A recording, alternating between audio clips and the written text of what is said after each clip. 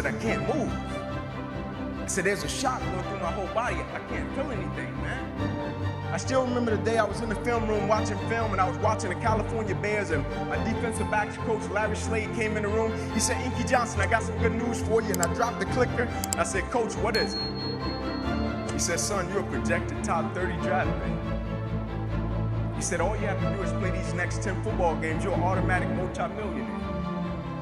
I ran out of the room. I got on the phone. I called my mother and my grandmother. I said, listen. I said, after this season, our lives are about to change forever. And little did I know our lives were really about to change. First game, we come out, play against California Bears. I get an interception.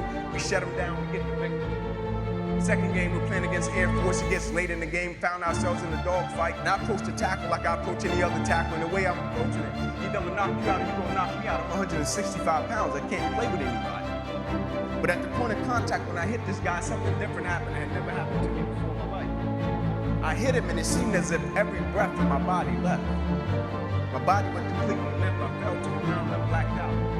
I looked at the doctor because I couldn't feel my right arm. They had poked me with all types of needles. Can you feel this? Can you feel it?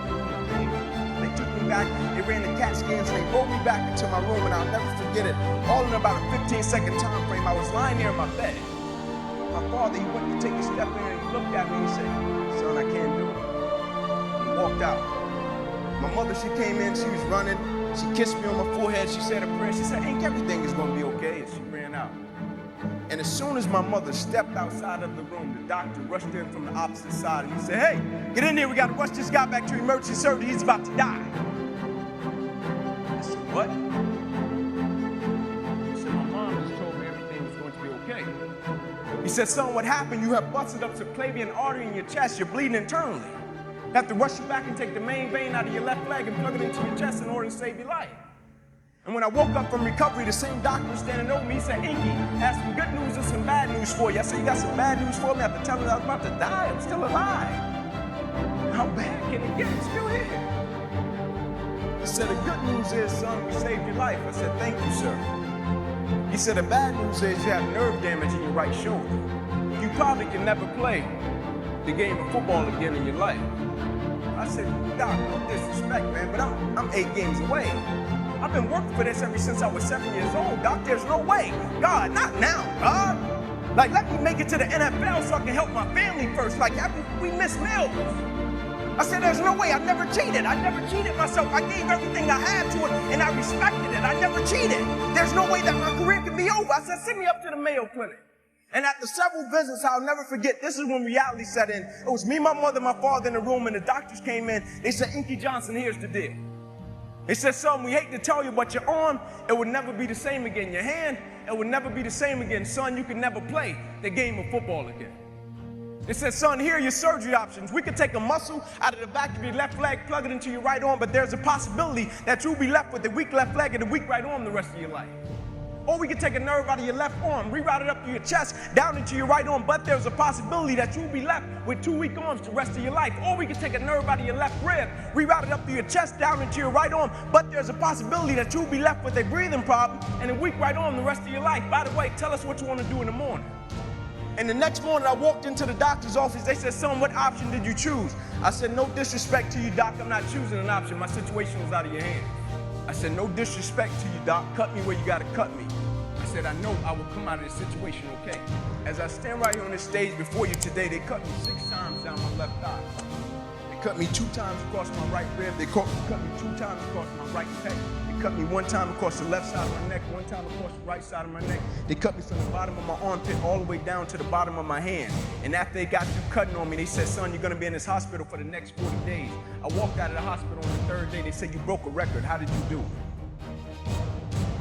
And I said, first and foremost, the thing I want y'all to understand, I would never let a circumstance or a situation define my life.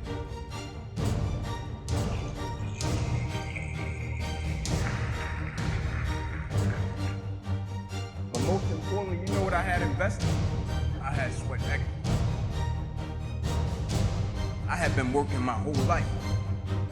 And what I didn't understand, by being determined to chase something, by being committed to it, and what commitment is staying true to what you said you were going to do long after the move that you have set it in has left. You see, people think commitment is saying, yes, I'll do it on the days when it feels good.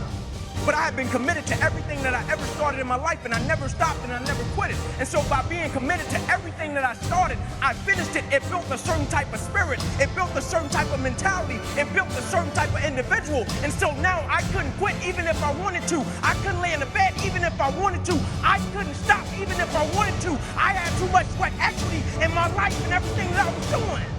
I understood the process is more important than the product. It wasn't about the outcome for me. Whether I made it to the NFL or not, that was inconsequential in God's plan for my life. But I was going to fall in love with that process because I understood by falling in love with that process, it was going to turn me into a machine. A lot of people need a little extra money to get motivated. A lot of people need, whatever the case may be, a little bonus to get motivated. I don't need anything but breath in my body and life.